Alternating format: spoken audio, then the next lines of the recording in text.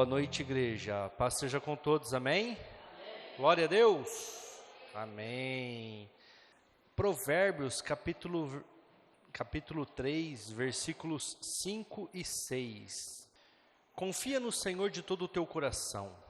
Não te estribes no teu próprio entendimento.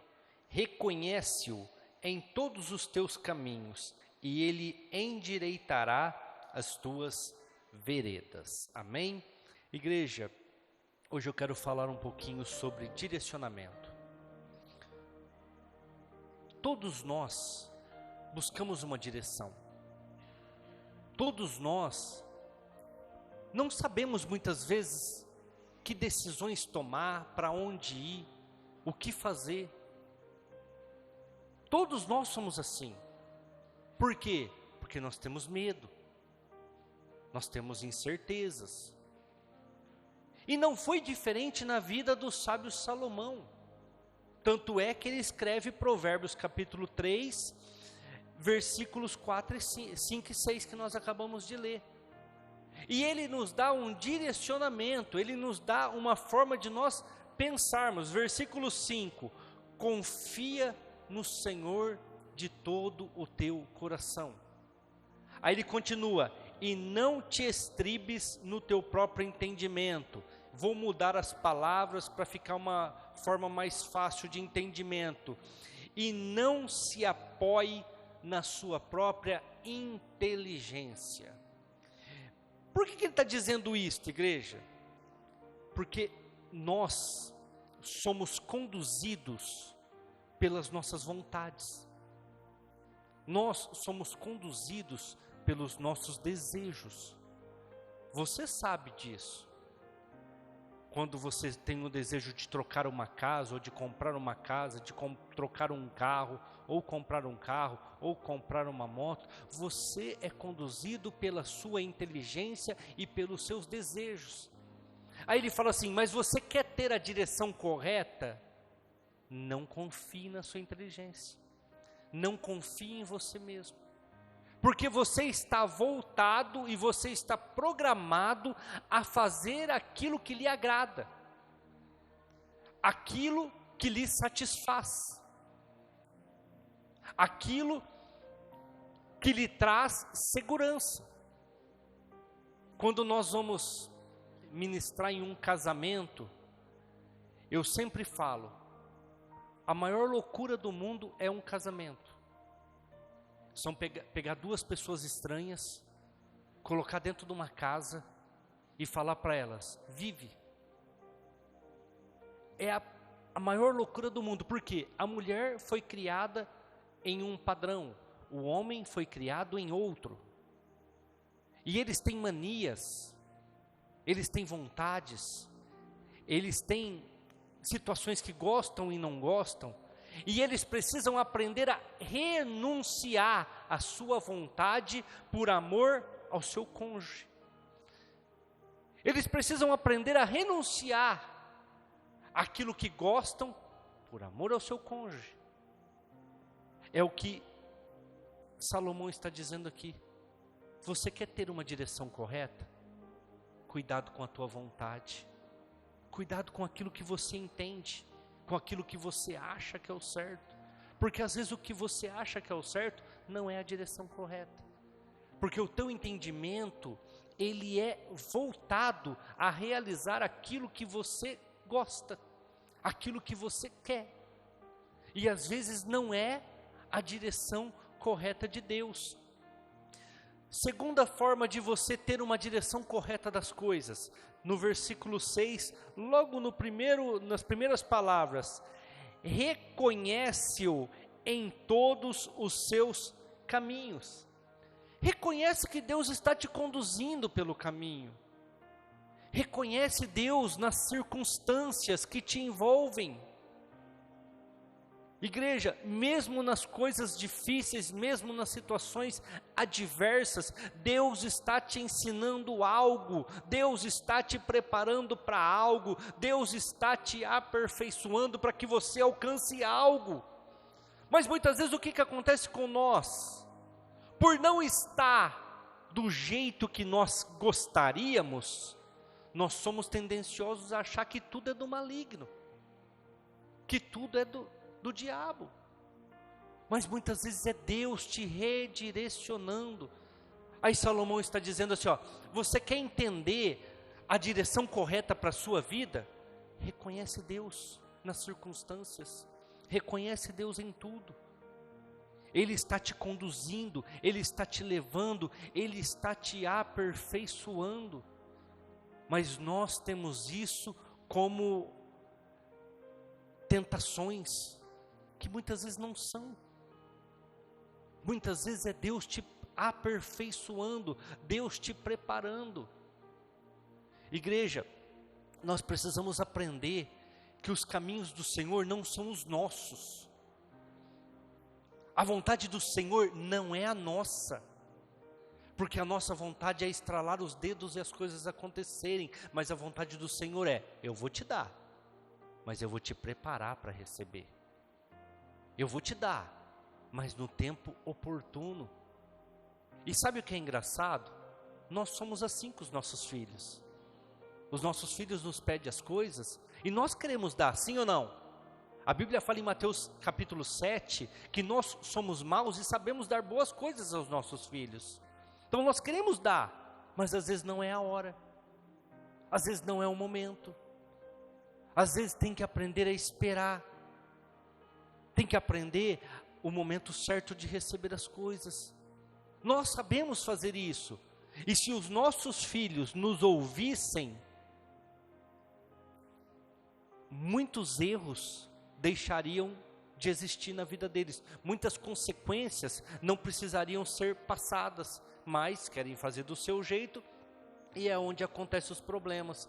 Nós precisamos aprender a reconhecer Deus em tudo. Em tudo Ele está te conduzindo, em tudo Ele está te levando, em tudo Ele está te guiando. E em terceiro lugar, neste mesmo versículo 6, e Ele endireitará as tuas veredas. Vamos mudar para uma palavra mais fácil de entendimento. E Ele lhe mostrará o caminho correto. Quando você não se apoia no seu entendimento, mas confia em Deus, quando você reconhece que Deus está agindo mesmo nos momentos que as circunstâncias estão adversas, mesmo que você esteja indo para o lado errado, igreja, Ele vai fazer com que aquilo dê certo. Ele vai te conduzir de forma que aquilo dê certo. Ele vai endireitar os seus caminhos. Mas para isso você precisa aprender a confiar e descansar no Senhor. Eu sempre ensino isso em escola bíblica. Não há nada tão importante, nenhuma decisão tão importante que não possa esperar 3 dias. Você nunca faz alguma coisa na hora. Você sempre aguarda. Você sempre espera. Mas pastor, está tudo certo. Espera 3 dias. Vê se é isso mesmo que Deus quer. Vê se em 3 dias você vai estar com o mesmo ímpeto, com a mesma vontade. Vê se aquilo não é uma vontade sua. Certa vez, Maria mandou uma mensagem para Jesus: o seu amigo Lázaro está morrendo. Venha logo e livra ele da morte. E Jesus falou: pode falar que eu estou indo para lá. E Jesus estava com algumas coisas ainda para fazer, a caminhada era longa. De repente ele vira para os discípulos, ele fala assim: chegou a hora de nós irmos até o nosso amigo Lázaro, porque ele dorme. Tomé, como sempre, né? Tomé falou assim: se ele dorme ele vai acordar, deixa ele lá. Para que a gente vai lá? Isso tudo está em João capítulo 11. Jesus falou: não, ele morreu. E nós precisamos ir lá despertá-lo desse sono. Jesus demora 3 dias para chegar até a cidade de Lázaro. Jesus demora 3 dias para chegar no lugar onde Lázaro jazia. E a Bíblia fala que quando ele chega, Marta corre ao encontro dele e fala: mestre, se o senhor tivesse aqui, ele não teria morrido, mas agora já é de 3 dias a sua morte, ele já cheira mal, e o enterramos. Eles não enterram, né? Eles colocam numa caverna, nós já o colocamos lá e já tampamos, porque cheirava mal. E Jesus fala assim para Marta: ele há de ressuscitar. E Marta fala: eu conheço a Bíblia, eu sei, no último dia ele vai ressuscitar mesmo, como todos nós vamos ressuscitar um dia. Ele fala: eu sou a ressurreição e a vida, eu que falo contigo, ele vai ressuscitar. Igreja, os caminhos de Marta e Maria, irmãs de Lázaro, era imediatista, tinha que ser na hora, tinha que ser naquele momento. A vontade de Jesus demorou 3 dias, a ponto do defunto começar a feder, a ponto do defunto começar a exalar o odor da carne morta, da carne sem vida. É aqui que eu quero chegar com vocês, onde Provérbios capítulo 3, versículos 5 e 6 fala: reconheça Deus em todas as coisas.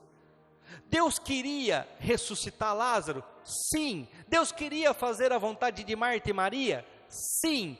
Mas não no tempo delas. Por quê? Porque ele tinha que mostrar para uma população inteira que ele era o Messias. E uma das exigências para se provar que Jesus era o Messias, além de curar um cego de nascença, era ressuscitar um morto que já jazia há 3 dias. Então ele esperou 3 dias para cumprir uma promessa, para cumprir uma observância que os rabinos colocaram.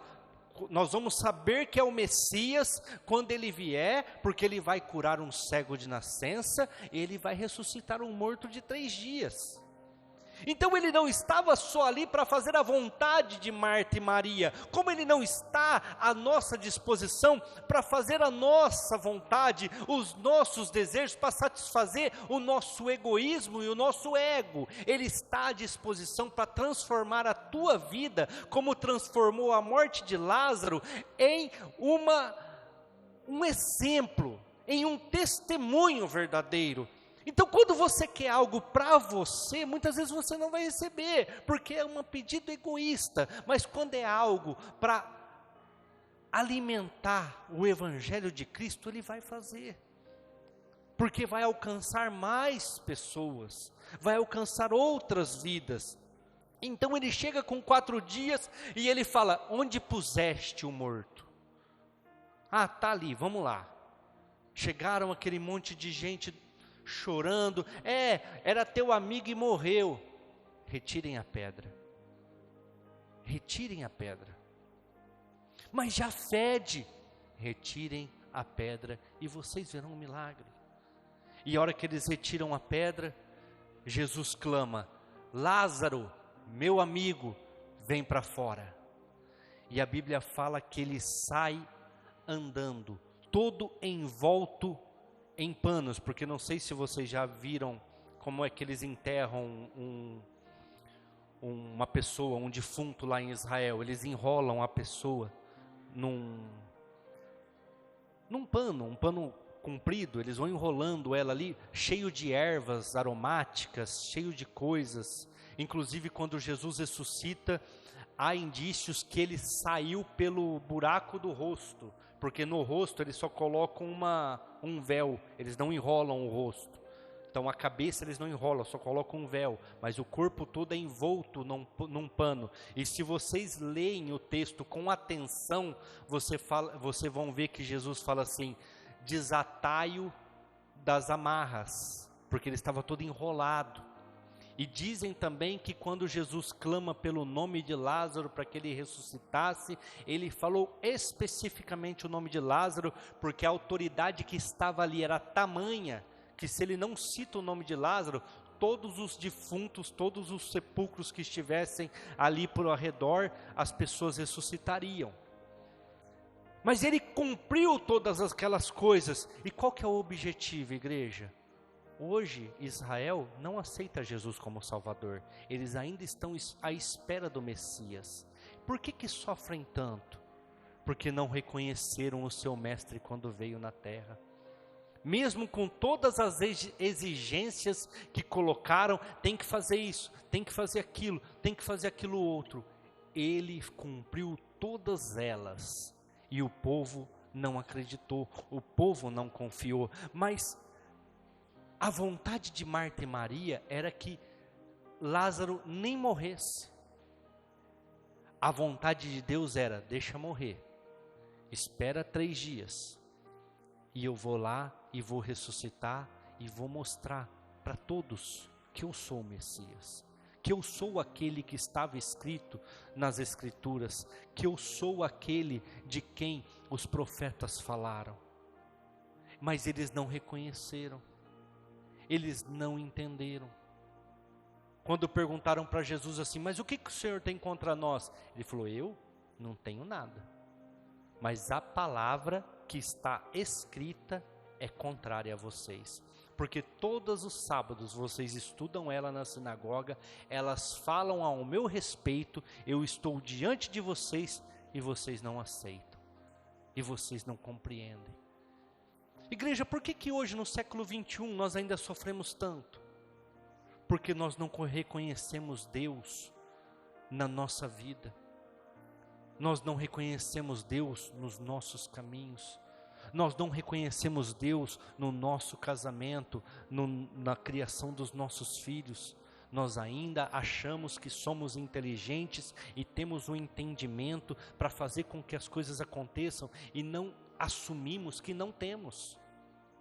Não temos essa condição. A semana passada, acho que foi que eu preguei aqui, eu falei, não precisa ser um bitolado, não precisa ser um religioso não. Só que quando você lê essa palavra, quando você entende ela, quando você busca num culto de quarta, num culto de domingo, quando você coloca as suas vontades, os seus desejos diante do Senhor, você evita problema, porque você não adultera, e se você não adultera, você não tem divórcio, se você não tem divórcio, você não tem uma criança transtornada por causa de um divórcio, quando você não tem um divórcio, você não tem que pagar pensão, quando você também é chamado a atenção através da Bíblia para que você não beba, você não se embriaga, se você não se embriaga, você não bate o carro, se você não bate o carro, você não tem que pagar a despesa de conserto, ou então a franquia do seguro, se você não está bêbado e a polícia te para, você não toma multa. A Bíblia, ela é fantástica, porque ela te priva de todas essas coisas, mas quando você faz a tua vontade, você paga o preço. Quando você faz a tua vontade, as consequências são contrárias a você. É que nem aqueles rabinos, aqueles sacerdotes. O que você tem contra nós, Jesus? Eu não tenho nada.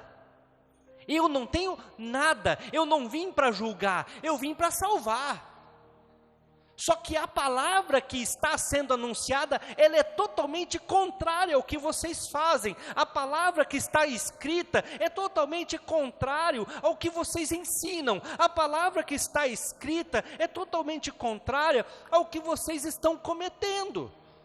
Ela vai julgar vocês no último dia, ela vai condenar vocês no último dia, e isso não serve somente para os sacerdotes, isso não serve somente para as pessoas que estavam ali junto com Jesus quando ele estava aqui na terra, isso serve para nós hoje, porque o que é contrário às nossas vidas não é Jesus, o que é contrário às nossas vidas não é Satanás, o que é contrário às nossas vidas é o que está escrito neste livro, e quando nós chegarmos diante de Deus, ele vai falar assim: por que você não fez? Por que você não leu? Ah, é porque a igreja que eu ia era muito fraca. Estava no seu celular. Tem Bíblia online. Estava no seu celular. Antigamente sim, você precisava levar uma Bíblia física nas suas mãos. Hoje nem precisa mais. Ela é contrária ao que nós fazemos. A palavra que está escrita. Abacuque capítulo 2, versículos 2 e 3. Abra comigo o livro do profeta Abacuque.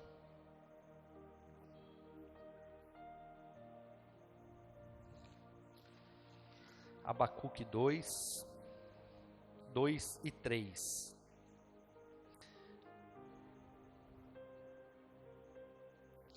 Então o Senhor me respondeu e disse: escreve a visão, torna bem legível sobre tábuas, para que a possa ler quem correndo passa, porque a visão é ainda para um tempo determinado, e até o fim falará e não mentirá. Se tardar, espera-o, porque certamente virá e não tardará. Igreja, o profeta está dizendo assim: tudo que está escrito aqui vai se cumprir. Eu já falei aqui várias vezes e gosto sempre de enfatizar isso, porque a nossa mente ela esquece com muita rapidez. Eu me converti lendo a Bíblia, não foi ninguém pregando para mim, não foi ninguém falando do Evangelho para mim, eu me converti lendo a Bíblia, porque eu comecei a ler este livro e eu comecei a ver que ele era mais atual do que tudo que eu já tinha lido. Eu via que tudo se cumpria, que tudo acontecia. Eu falei, cara, alguma coisa tem a mais nesse livro. E é o que o profeta Abacuque está dizendo no capítulo 2, versículos 2 e 3. Escreve para que todos possam ler, porque ele vai se cumprir. Mais tarde ou mais cedo, ele vai se cumprir. E não vai tardar. Ou seja, chega no momento correto. Escrever é ter clareza das coisas, é ter o entendimento correto das coisas. Quando eu escrevo, eu gravo. Quando eu vejo, eu lembro. Mas quando eu escrevo, eu gravo. Então ele fala assim, ó, escreve para que você tenha clareza. Espere o tempo determinado. É um processo. Tudo na nossa vida é um processo. E por último ele fala assim, não desista. Ative a fé. Ative a forma de você confiar no Senhor. Nós precisamos aprender, igreja, a colocar a nossa fé em Jesus. E todas as demais coisas nos serão acrescentadas. Os nossos sonhos, os nossos desejos, as nossas vontades. Ele sabe todas as coisas. Ele sabe tudo aquilo que você precisa. A Simone até leu aqui quando ela foi fazer a oferta. Eu estava lá em cima ainda descendo, mas eu escutei. Aonde ela leu lá Mateus 6, 31. Eu sei a necessidade de vocês. Vocês não precisam se preocupar com o que há de vestir, com o que há de comer. Porque eu sei que vocês têm essa necessidade e eu vou ajudar. É lógico que nós não podemos ser pessoas insensatas. Ah, ele sabe que eu tenho um cartão de crédito de 15 mil para pagar, eu vou torrar aqui e o mês que vem ele que prepare. Não vai preparar. Porque desses 15 mil, muitas das coisas não vai ser de comer nem de beber. Nem de se vestir. Vai ser muitas coisas supérfluas. Nós não podemos ser insensatos. Mas ele sabe todas as coisas. Ele conhece todas as nossas necessidades. Salmos 119, 105 é um livro bem interessante. É um texto bem interessante, na verdade, mas os Salmos também é um livro bem interessante. Coloca para nós, 119, 105. Lâmpada para os meus pés é a tua... Lâmpada para os meus pés é a tua palavra e luz para o meu caminho. O salmista está dizendo assim, ó, o que me conduz é a tua palavra. O que abre o meu entendimento é a tua palavra. É lâmpada para os meus pés e luz para os meus caminhos. A tua palavra me direciona. A tua palavra me abre o entendimento e me dá a elucidação que eu preciso para caminhar. Igreja, como eu disse agora há pouco aqui, se você tiver o conhecimento da palavra, você não vai se viciar em jogos, porque ela proíbe.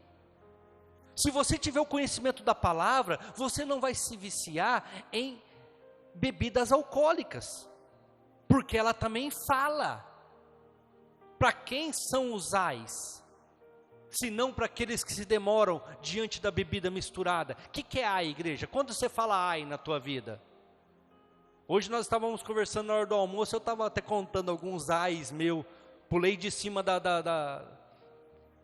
do telhado da casa do meu pai, lá num monte de terra que tinha embaixo, tinha um prego num pau lá, me rasgou o pé de fora a fora. É um ai.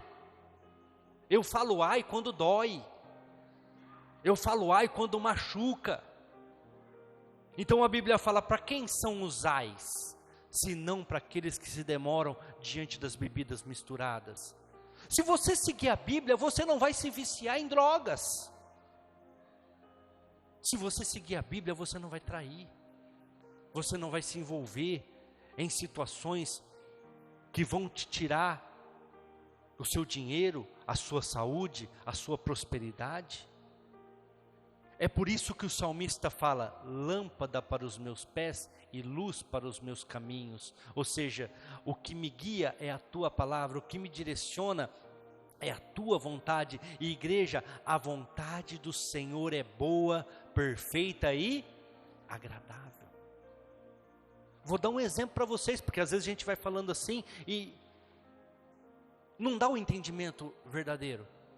Deus fala para Adão e Eva, vocês podem comer de tudo que tem no jardim, menos da árvore do conhecimento do bem e do mal. Ela está no meio do jardim. Dela vocês não comam. Como é que era a vida de Adão e Eva, igreja? Tranquila. Tudo que eles queriam comer estava ali. Tudo que eles precisavam estava ali. Eles não tinham medo do leão, eles não tinham medo da onça, eles não tinham medo de nada, de cobra, de nada. Por quê? Porque esses animais não tinham ferocidade, eles eram mansos. Esses animais não comiam carnes, porque acredita-se que eles eram herbívoros, eles comiam igual vaca, eles pastavam. Não tinha dificuldade, não tinha problema. Mas aí a vontade da mulher, instigada pela serpente, que nós sabemos que é Satanás, foi o quê? Ter o conhecimento. Mas qual que era a vontade de Deus? Só ali não mexe, porque eu sei o que é bom para vocês. Eu sei o que é bom para a vida de vocês. Mas eles achavam que não. Aí eles foram lá, a primeira mulher comeu e depois deu para o seu marido, Adão, e ele também comeu. Se vocês leem o capítulo 3 de Gênesis, vocês vão ver que daí veio a ferocidade dos animais. Que daí a serpente passou a rastejar. Que daí vieram os espinhos, porque nem espinho as plantas tinham. Para não te machucar, para não machucar Adão, para não machucar Eva. Aí vieram as consequências, aí vieram aquilo que traria dor na vida deles. Igreja, não é diferente das nossas vidas. Se nós fizermos as nossas vontades, para satisfazer o nosso ego, e não seguirmos a direção, os caminhos do Senhor, nós vamos atrair para nós lutas, nós vamos atrair para nós dificuldades, nós vamos atrair para nós problemas, e vamos chegar no fim da nossa vida, e vamos ponderar tudo o que fizemos, e vamos falar, nossa, era tão mais fácil eu ter obedecido, era tão mais fácil eu ter feito aquilo que não era a minha vontade, mas era a vontade do Senhor. É por isso que aqui o salmista está falando, o que me conduz é a tua palavra, o que me direciona é o teu evangelho. Êxodo capítulo 13, versículos 21 e 22, abra comigo lá no livro do Êxodo, da saída do povo do Egito. Êxodo 13, versículos 21 e 22.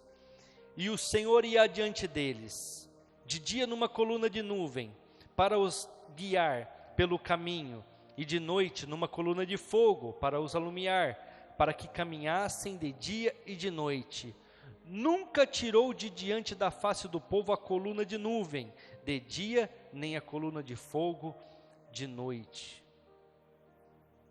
Deus chega para Moisés e fala assim: ouvi o sofrimento do meu povo, vou libertá-los da escravidão, e levá-los, transportá-los para uma terra prometida que mana leite e mel, e vocês vão viver tranquilo. Podem pesquisar no Google, podem pedir para o IA, que hoje é bem mais fácil, né? Digitem ou falem assim: IA, quantos dias demora a caminhada do Egito para a terra prometida, a terra de Canaã? Alguém sabe quantos dias demora de caminhada? São 300 km, 11 dias, 11 dias. E a Bíblia fala que Deus nunca tirou a coluna de fogo para esquentar eles no deserto da noite, na caminhada dos 11 dias, nunca tirou a coluna de fumaça que escondia o sol deles na caminhada durante o dia. Nunca tirou. Assim como nunca nos tirou a palavra dele que está aqui à disposição de todos nós, não só na pregação do domingo ou da quarta. Nunca tirou. Mesmo assim eles preferiram desconfiar. Mesmo assim eles preferiram ser incrédulos. Mesmo assim eles preferiram murmurar, praguejar. Igreja, quantos de nós não somos assim? Alguma coisa dá errada, fica praguejando, fica murmurando, fica e falando. Igreja, a caminhada que deveria durar 11 dias, durou quanto tempo? 40 anos. Sabe por quê? Porque eles não aprenderam. Sabe por que a tua luta está demorando tanto para passar? Porque você ainda não aprendeu. E às vezes vai ficar 40 anos, às vezes você vai morrer nela. Sabe por quê? Porque você não aprendeu a confiar. Você não aprendeu a deixar a direção da sua vida nas mãos do Senhor e não na sua. Igreja, eu sei que é difícil você pegar a rédea da tua charrete, dar na mão do Senhor e falar: toca, conduz. Não vou conduzir mais. Mas se você olhar para trás, todas as suas decisões, você vai ver que a maioria das coisas que você fez foi errada. A maioria das escolhas que você fez foi errada. Hoje nós estávamos conversando e meu irmão falou assim: o fulano lá é o mais certo. Eu falei: não sei se é tão certo, porque já está no segundo casamento, o segundo casamento cagado. O segundo casamento errado. Não sei se é tão certo também. Igreja, por quê? Porque as pessoas querem fazer do jeito dela, e não estão percebendo que estão tudo errado, que estão tudo falhando, que estão tudo padecendo, mas acham que estão indo, acham que estão conduzindo, mas o problema não são elas, são as pessoas, é o governo, é tudo, como eu sempre falo. É difícil entregar a rédea na mão do Senhor e confiar, mesmo Ele fazendo tudo. Ele conduzia de noite, Ele conduzia de dia, Ele guardava do frio da noite, Ele guardava do sol escaldante do dia, mas o povo preferiu não confiar. Tiveram que andar 40 anos no deserto. Os murmuradores entraram na terra prometida, igreja? Nenhum. Não vamos falar nenhum porque é força de expressão. Porque Josué e Calebe entraram. Sim ou não? Josué e Calebe só. Moisés entrou? Alguém lembra? Sim ou não? Não. Por quê? Também duvidou. Somente Josué e Calebe. Pastor, mas e a multidão? Morreram no deserto. Quem entrou foram as pessoas com menos de 16 anos nessa época aqui. Todos que tinham menos de 16 anos nessa época aqui entraram. Entraram quem tinha 16 com 56, quem tinha 6 com 46. Quem nasceu nesse meio tempo entrou com menos idade. Entraram. Agora os murmuradores ficaram todos no deserto. Por quê? Porque não confiaram. 1 Samuel, capítulo 3, versículo 1 ao 10. 1 Samuel 3, versículos 1 ao 10. Eu vou ler rápido por causa do nosso tempo, igreja. E o jovem Samuel servia ao Senhor perante Eli, e a palavra do Senhor era valia muito naqueles dias. Não havia visão manifesta. E sucedeu naqueles dias que, estando Eli deitado no seu lugar, e os seus olhos já começavam a se escurecer, e ele já não podia ver, e estando também Samuel já deitado, antes que a lâmpada de Deus se apagasse no templo do Senhor, em que estava a arca de Deus, o Senhor chamou Samuel e disse-lhe: eis-me aqui. Correu a Eli e disse: eis-me aqui, por que tu me chamaste? Mas ele disse: eu não te chamei, torna a deitar-te. E ele foi e se deitou, e o Senhor tornou a chamar outra vez a Samuel. Samuel se levantou, foi a Eli e disse: eis-me aqui, por que tu me chamaste? Mas ele disse: eu não te chamei, meu filho, torna a deitar-te. Porém Samuel ainda não conhecia o Senhor, e ainda não lhe tinha sido manifestada a palavra do Senhor. O Senhor, pois, tornou a chamar Samuel terceira vez, e ele levantou-se e foi a Eli e disse-lhe: eis aqui, por que tu me chamaste? Então entendeu Eli que o Senhor estava chamando o jovem. Pelo que Eli disse a Samuel: vai-te deitar, e há de ser que, se te chamar, dirás: fala, Senhor, porque o teu servo ouve. Então Samuel foi, se deitou no seu lugar. Então veio o Senhor ali e esteve, e chamou como das outras vezes: Samuel, Samuel. E disse Samuel: fala, Senhor, porque o teu servo ouve. Igreja, direção não é nada a mais do que uma programação. Nós programamos a nossa direção. Eu vou dar um exemplo para vocês. Eu quero ir para Ubatuba. Eu gosto de ir lá nas praias de Ubatuba. O que eu faço? Eu me programo o dia da minha saída, eu programo o dia da minha volta, eu programo o percurso que eu vou fazer, o que eu vou pagar de pedágio, o que eu vou pagar de combustível, o que eu preciso fazer no meu carro para estar tudo organizado para mim fazer essa viagem. Então, direcionamento não é nada mais do que uma programação. E eu sempre digo uma coisa, igreja: se você não para programar, você programa para parar. Tem horas nas nossas vidas que nós precisamos parar, olhar a nossa bússola espiritual e falar assim: eu estou na direção correta? Isso aqui que eu estou fazendo é a vontade de Deus?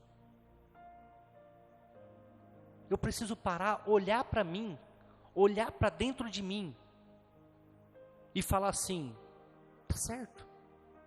É o que eu quero na minha velhice? É o que eu quero para mim lá na frente? Igreja, todos sabem que eu não falo que eu tenho porque eu não tenho. Isso aqui é uma coisa passageira, diabetes. Porque daqui a pouco Deus vai tirar de mim e acabou esse problema. Não posso comer doce.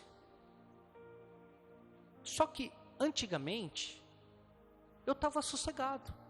Eu parei de jogar bola, eu não caminhava, eu não fazia nada. Aí pum, descobri o diabetes. 330, 350, boca seca. Aí eu cheguei um dia lá na médica para receber o diagnóstico.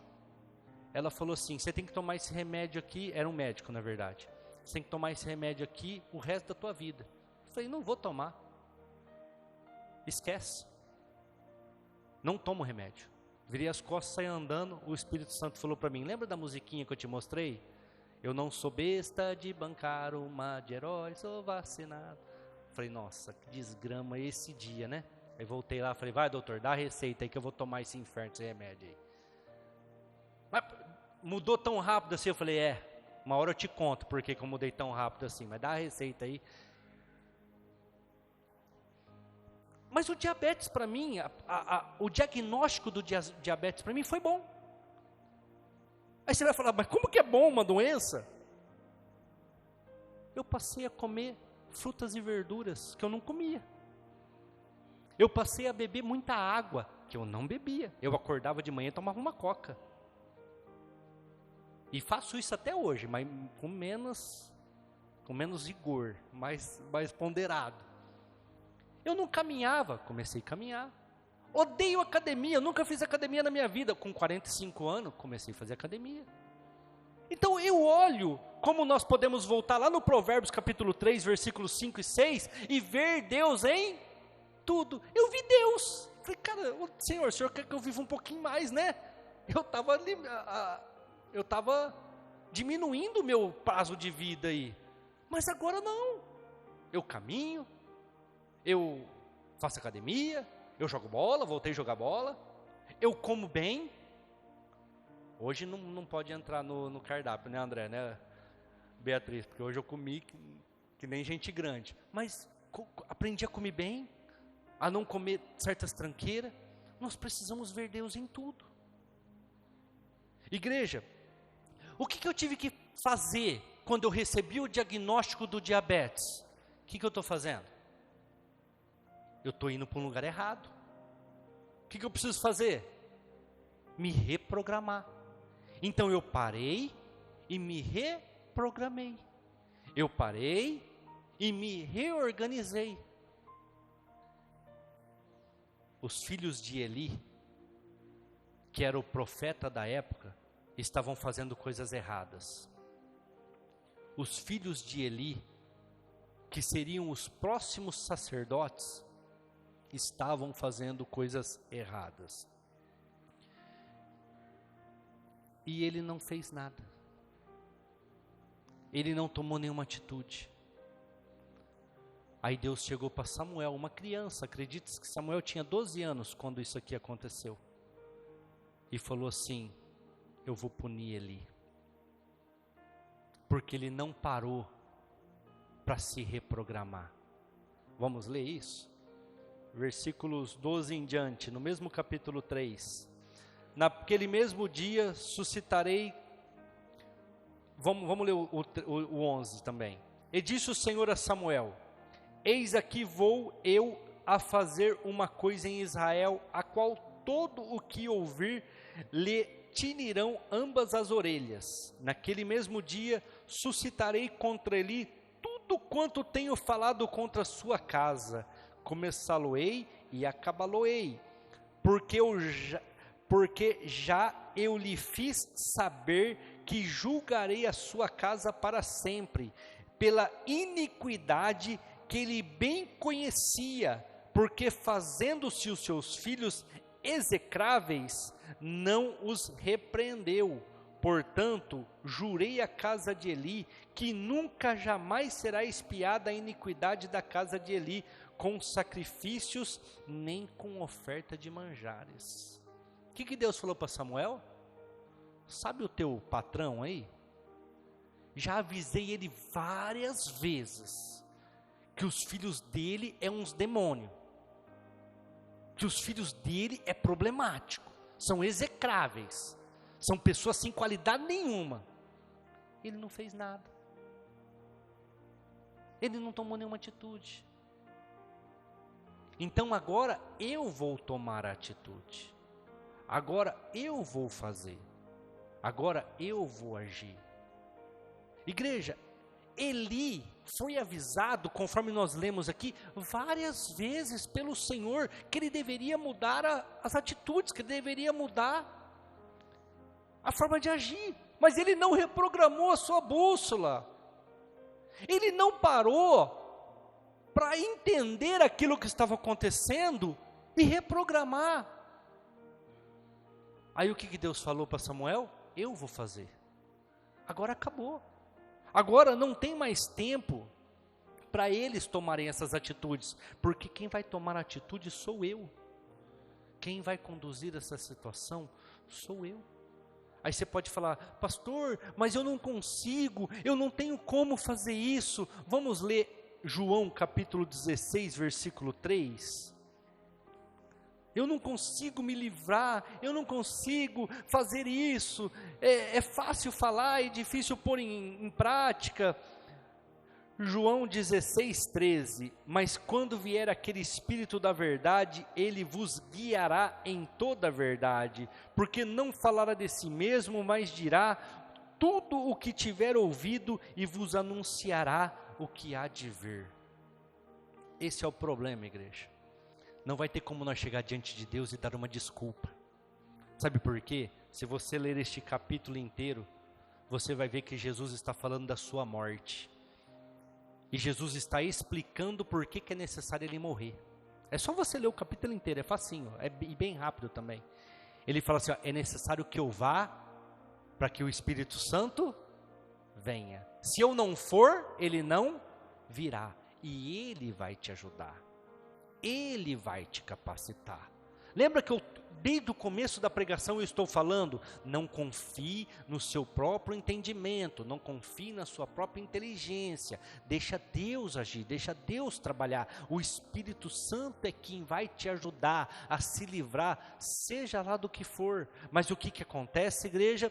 As pessoas não confiam, as pessoas preferem continuar dando desculpas. É por isso que a Bíblia fala que existem 5 virgens loucas e 5 virgens prudentes. Quando ele está falando de virgindade na parábola que Jesus está contando, ele não está falando do mundo, ele está falando de igreja, ele está falando sobre santidade. Então ele está falando assim, ó, dentro da igreja existem um povo louco e existe um povo coerente, um povo sábio, um povo que tem azeite de sobra, que sabe o que é a ação do Espírito Santo. Mas tem pessoas dentro da igreja que ouve, entra pela direita e sai pela esquerda, não tomam decisão. Aí a hora que eu vier, eu vou separar os bodes das ovelhas e eles vão ficar, porque está todo mundo no mesmo aprisco.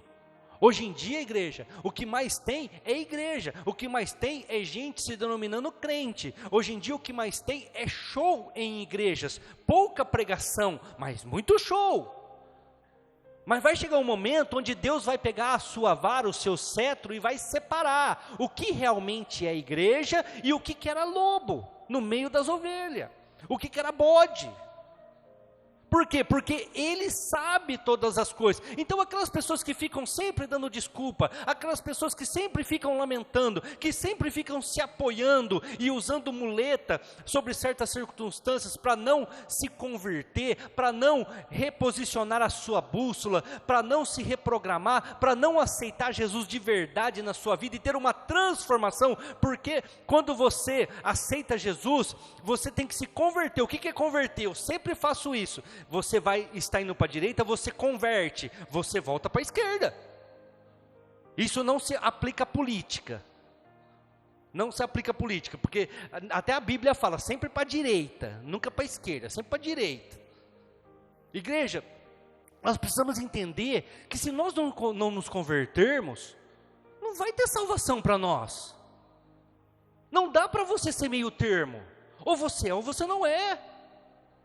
Vai chegar um momento, mas Senhor, sabe o que é? A minha vida era muito difícil, a minha mãe era muito difícil, o meu casamento era muito difícil. Aí eu falo assim, mandei um consolador, eu mandei uma ajuda lá para vocês, e você agora vem falar para mim que é difícil? Difícil é eu ver meu filho morrer na cruz pela tua vida e você não fazer nada. Difícil é eu ver o meu filho sendo pregado com as suas mãos e com os seus pés, o seu sangue derramado, e ele 3 horas lá para morrer e expirar, para você vir falar para mim que a tua vida é difícil? Seu infeliz, a porta do inferno está ali, ó, digita -1 lá e toca o pau lá para o inferno. Difícil?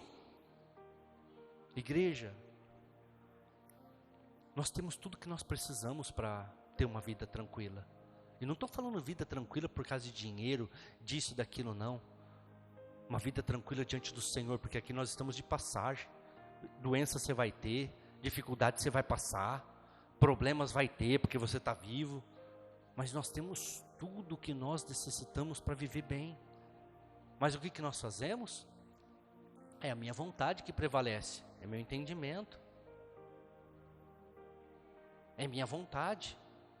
Igreja, nós devemos saber quem nós somos, nós devemos saber aquilo que nós queremos. Lembra que eu falei? Eu vou sair de viagem, eu programo a minha viagem. O grupo de louvor pode subir já.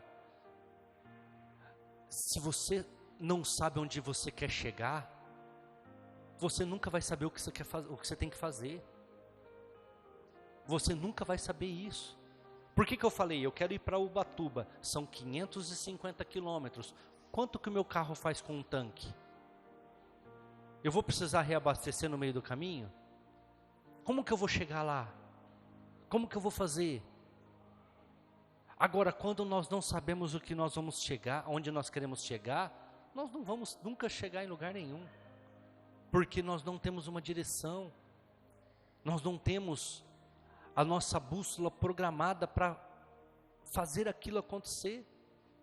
Igreja, nós precisamos entender que diante de Cristo, nós não vamos poder dar desculpas. Vamos voltar para a parábola das 5 virgens loucas e prudentes? As prudentes tinham azeite de sobra, as loucas não tinham. O que elas tiveram que fazer, as que não tinham azeite de sobra? Comprar, correto? A hora que elas voltaram, como é que estava a porta? Fechada. Elas bateram. O que o Senhor falou lá de dentro? Não vos conheço. Não vos conheço. Sabe por quê, igreja? Porque sempre ouviu, mas nunca parou para redirecionar a sua bússola. Sempre ouviu, mas nunca teve o entendimento. Sempre ouviu, mas nunca quis uma mudança, uma transformação. Sempre ouviu, mas sempre as suas vontades, os seus desejos prevaleceram. Igreja, eu tenho vontade, eu tenho desejo também, mas acima de tudo está minha esposa e minhas filhas, porque um dia eu escolhi ter elas, um dia eu escolhi ter uma família, eu escolhi, então primeiro elas. Ontem, a Simone sabe, eu fiquei super chateado ontem, porque lá em casa tem 2 carros e a moto. Eu falei, eu vou jogar bola de carro, porque vai ter um churrasquinho depois lá do futebol, e eu quero ficar, e eu não gosto de andar com a minha moto à noite, porque a minha moto é uma moto grande e tal, eu tenho medo, eu não gosto de andar com ela à noite. Eu falei, como vai terminar, e depois vai ter o churrasco, então eu preferi ir de carro. Aí a Simone, vai com o carro da Emanuele, porque eu vou no negócio oriental que está tendo lá no Carrefour. Eu falei, tá bom, desci, com a chave do carro da Emanuele. A hora que eu estou saindo, não, a Emanuele vai sair com o carro, volta aqui, troca a chave, pega do nosso carro e deixa o da Emanuele. Eu falei, mas a Emanuele, depois você vai com o carro da Emanuele? Depois a gente vai com o carro da Emanuele. Bom, cheguei em casa, já era umas 8:30 da noite. E aí, como é que estava lá? Nós não fomos. Mas esse cara aqui o sábado inteiro, a Emanuele saiu com as amigas dela e acabou que nós ficamos sem carro e nós não fomos. Falei, puxa vida, por que você não me falou? Eu dava um jeito, eu ia de Uber, eu ia de carona com alguém, mas para você usar o carro. Não, mas o que tem a gente ficar um dia aqui? Mas igreja, eu fico chateado, porque eu queria que elas tivessem ido. Aí hoje nós saímos lá da casa do André, não, vamos passar lá, lotado, não tinha onde parar o carro. Mas eu falei, vamos parar, onde vocês não conseguiram vir, vamos parar aqui. Mas você não está cansado para depois do culto? Eu falei, não, vamos parar. Primeiro elas. É o que eu falei, se vocês tivessem me ligado, era só ir lá buscar, o carro estava parado lá, depois eu pedi um Uber e vim embora. O carro ficou parado lá até 8 horas da noite. Eu não vim embora mais cedo porque eu achei que vocês tinham ido. Eu até fiquei lá enrolando um pouquinho para deixar vocês desfrutar, e no entanto estavam aqui em casa. Igreja, eu escolhi renunciar às minhas vontades quando eu casei. Eu escolhi renunciar aos meus desejos por amor a elas. Mas muitas vezes, por que as pessoas sofrem? Porque elas não reprogramam a sua bússola a partir do casamento. Elas ainda continuam com a bússola programada na vida de solteiro. Achando que não tem que dar satisfação, achando que as pessoas vivem de vento, se vestem com as folhas das árvores, ou com as peles de animais, como antigamente. Não reprogramaram a bússola. Vida de solteiro, agora vida de casado. Igreja, direciona a sua vida, vê o que você quer, redireciona o padrão, entra na direção do Senhor, não na tua vontade, mas na vontade dEle, e você vai ver que todas as coisas vão dar certo. Se coloque de pé, vamos orar neste momento, igreja. Peça para Deus te mostrar onde está errando, onde está falhando, o que precisa ser colocado em ordem, o que precisa ser reorganizado, e Ele vai te mostrar, porque Ele não é Deus de confusão, Ele é Deus de direção, e Ele vai te mostrar, você está errando aqui, porque a direção é para lá. Aí você vai falar assim, mas essa não é minha vontade. Ele vai falar, mas é a minha vontade, e a minha vontade é boa, perfeita e agradável. Lá na frente você vai ver que vai dar tudo certo. Gênesis capítulo 12, versículos 1 ao 4. Ora, o Senhor disse a Abraão, sai da tua terra, da tua parentela e da casa de teu pai, para a terra que eu te mostrarei. Far-te-ei uma grande nação, abençoar-te-ei, engrandecerei o teu nome, e tu serás uma bênção. Abençoarei os que te abençoarem, amaldiçoarei os que te amaldiçoarem, e em ti serão benditas todas as famílias da terra. Assim partiu Abraão, como o Senhor lhe tinha dito, e foi Ló com ele. E era Abraão da idade de 75 anos, quando saiu de Harã. Igreja, eu anotei algumas coisas relevantes sobre o pai da fé. Abraão é tido na Bíblia como o pai da fé. Inclusive, quando Jesus estava discutindo com os sacerdotes, com os escribas e fariseus, eles falaram, nós somos filhos de Abraão. Aí Jesus fala assim, vocês não são filhos de ninguém, vocês são filhos do diabo. Porque Deus pode suscitar filhos para Abraão até dessa pedra. Agora, o falar não quer dizer que vocês são, vocês têm que agir como Abraão. Se vocês fossem filhos de Abraão, vocês se alegrariam comigo. Porque Abraão ficou alegre quando ficou sabendo que eu ia nascer, que eu iria vir aqui para a terra. Então Abraão é o pai da fé, citado até hoje pelos judeus. Algumas coisas que eu anotei sobre a fé de Abraão. Obediência de Abraão sem mapa. Deus falou para ele para onde ele ia? Deus deu a direção? Tinha mapa? Sai da tua terra, sai da tua parentela, sai do meio dos teus pais, vai para um lugar que eu vou te mostrar. Não tinha para onde, não sabia para onde ele ia. Outra coisa, Deus manda sair antes de mostrar. Igreja, muitas vezes você vai ter que abandonar seus amigos. Você vai ter que abandonar certas situações e circunstâncias, para depois Ele te mostrar o que Ele quer. Primeiro precisa de uma decisão sua. Vou dar um exemplo que eu citei aqui na igreja. Jesus chega diante do sepulcro de Lázaro e fala, tirem a pedra. Eu não vou tirar a pedra. A pedra vocês tiram. Ressuscitar o morto lá dentro, eu faço. Agora, tirar a incredulidade, tirar o estorvo, tirar as circunstâncias. Igreja, tem coisas que nós temos que eliminar da nossa vida.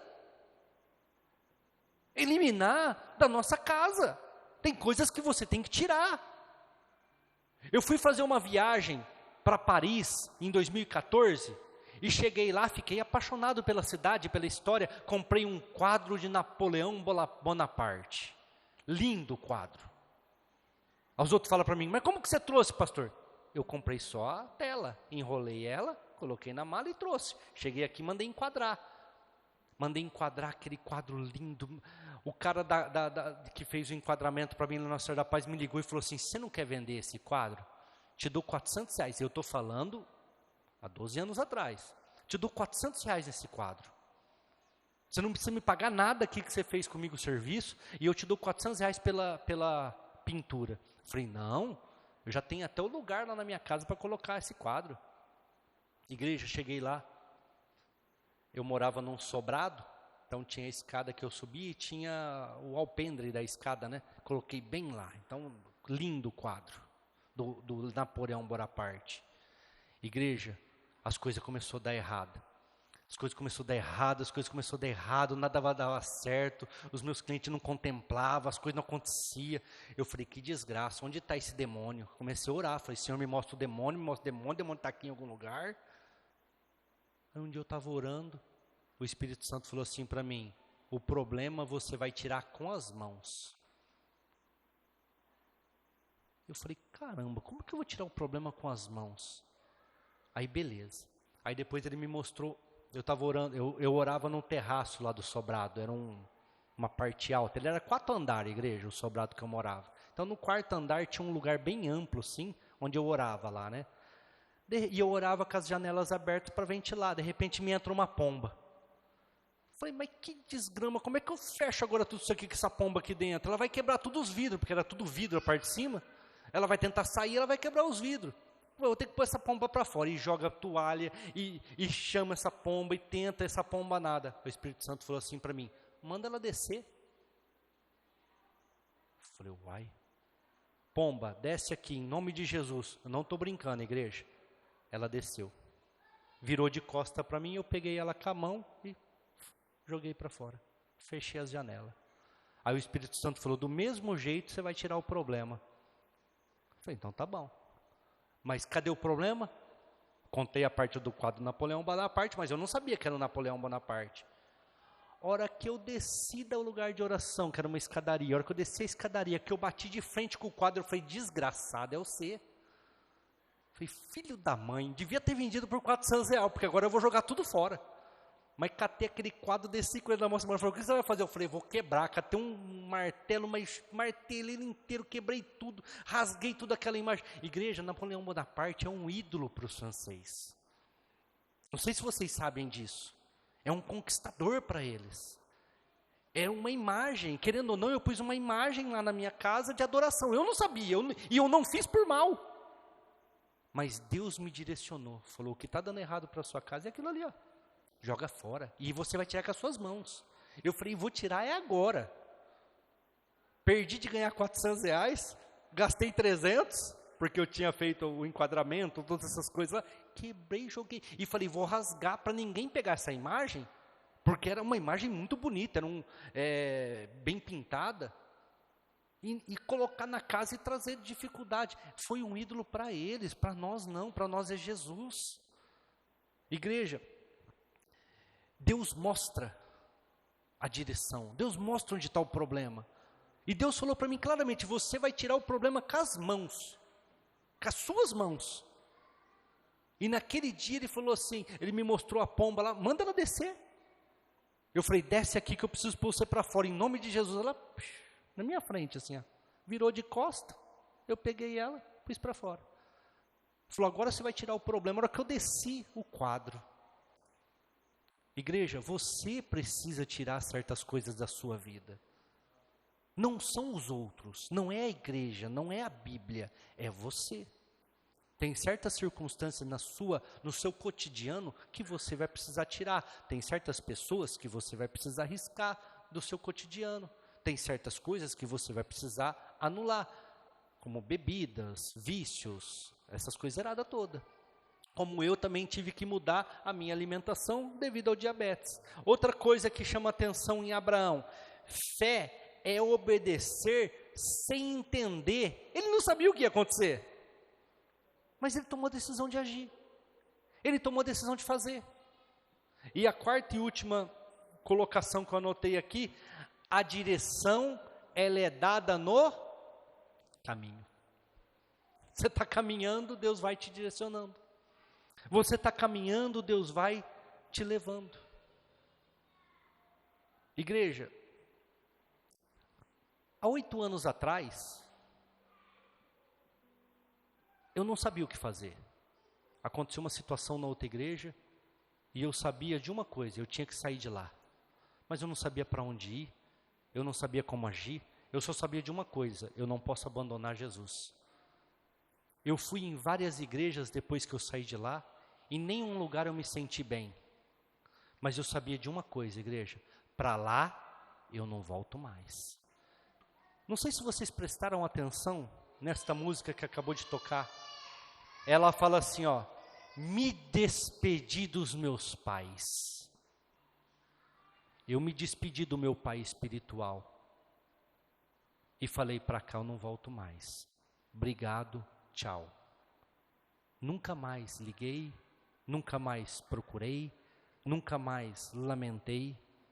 Essa música também diz, afundei os meus barcos no cais e queimei as minhas carroças.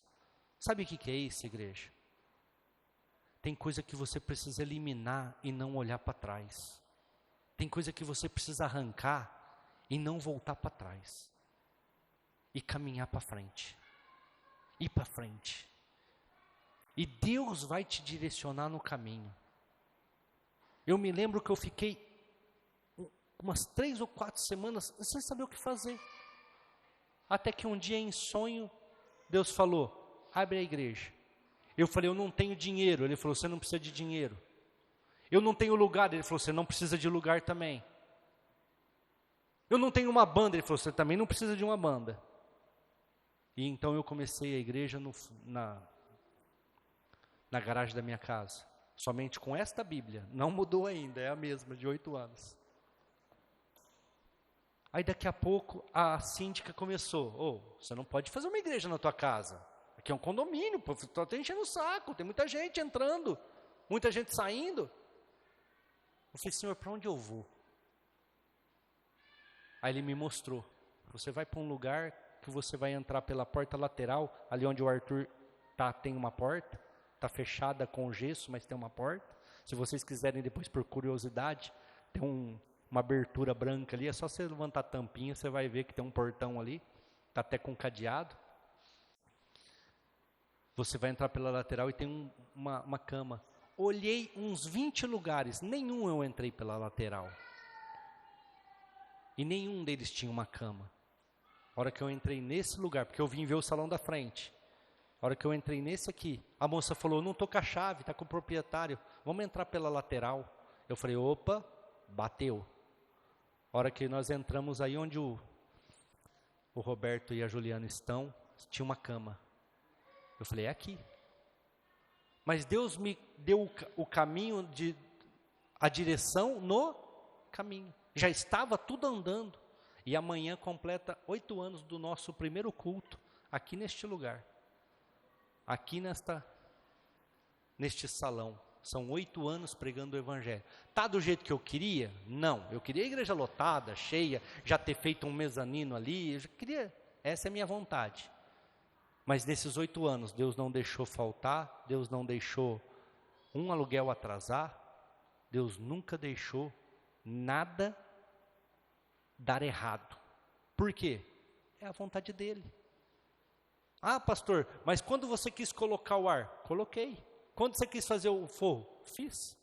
Quando quis pintar? Pintou. Mesmo com uma arrecadação pequena, nós sempre conseguimos honrar os nossos compromissos. Igreja, tome a decisão. Afunde os barcos que você confia, situações que você confia. Confie em Deus. Deixa Ele direcionar. O que nós lemos em Provérbios 3, versículos 5 e 6? Não se apoie no seu entendimento. Confia que Ele vai te direcionar. Não fica confiando no que você sabe. E Ele vai te levar para a boa, perfeita e agradável vontade dEle. Amém? Vamos orar, vamos encerrar, que já passou um pouquinho do horário, vocês me perdoem.